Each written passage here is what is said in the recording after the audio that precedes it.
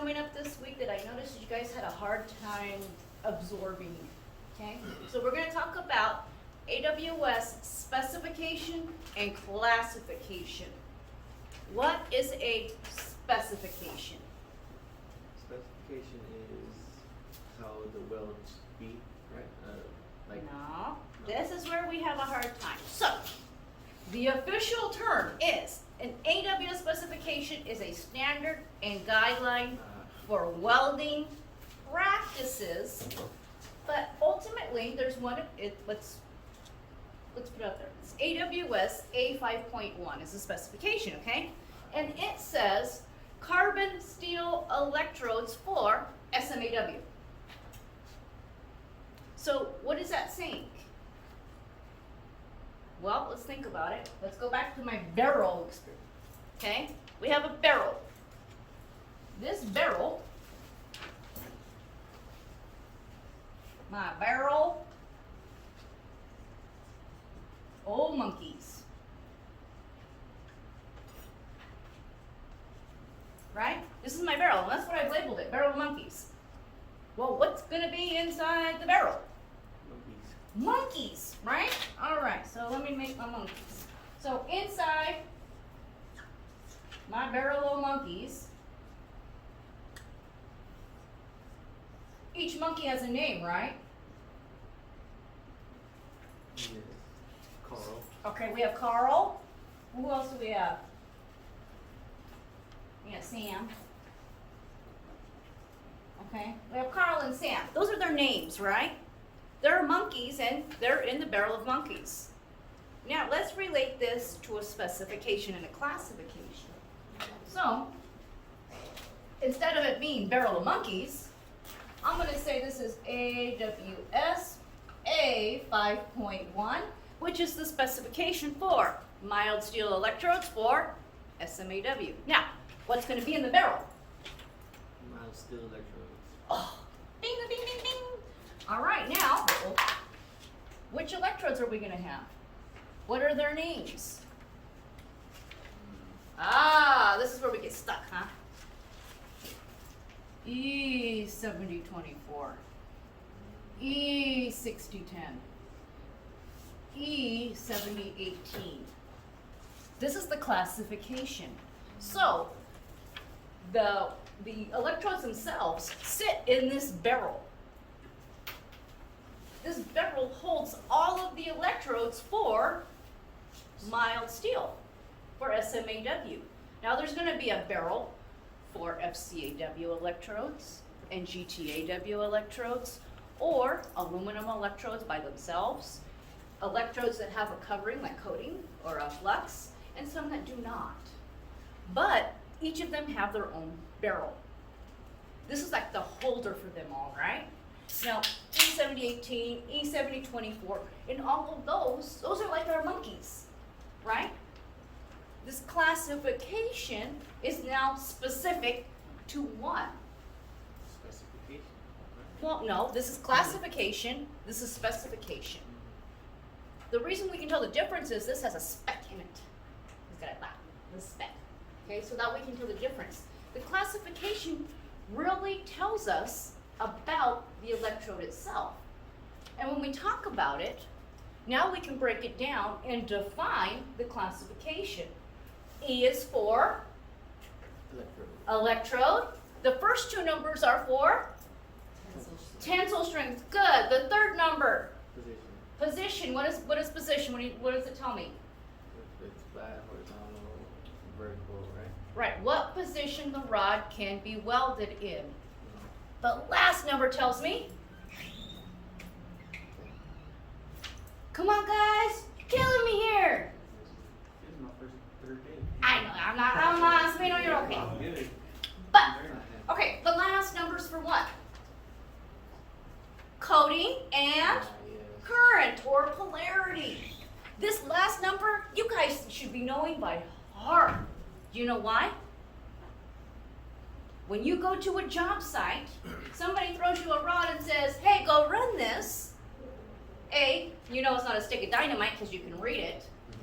But B, you know what polarity to run it in, and you know what you can do with it. Now, when we start to think about coatings and polarities, we can also start thinking about F group, right? The F groups group things together that are same, right? They have the same characteristics.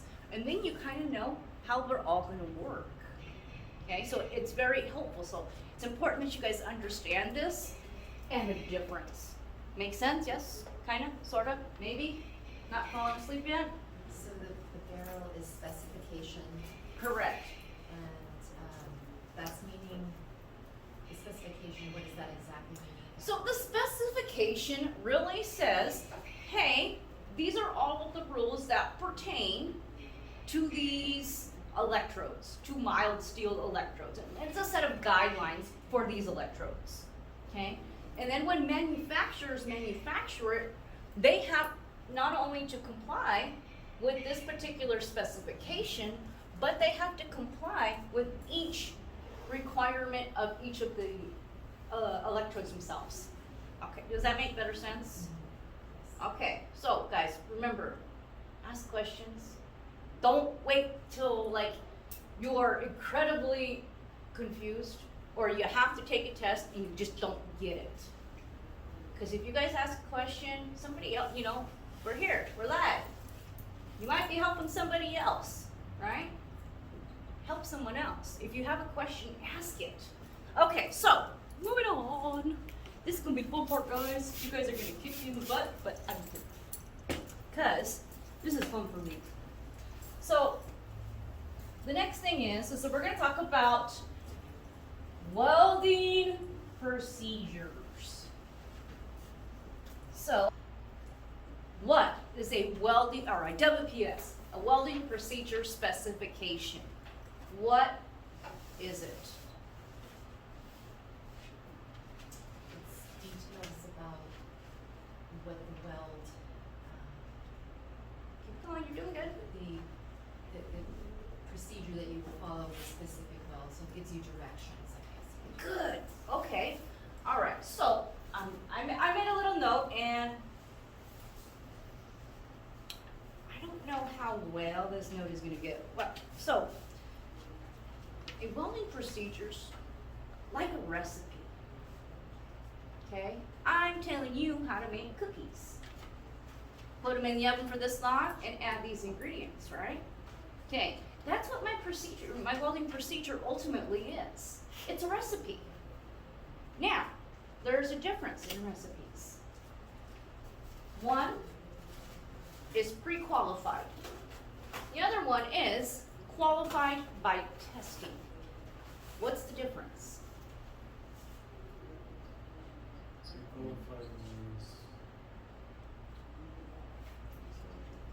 It's okay.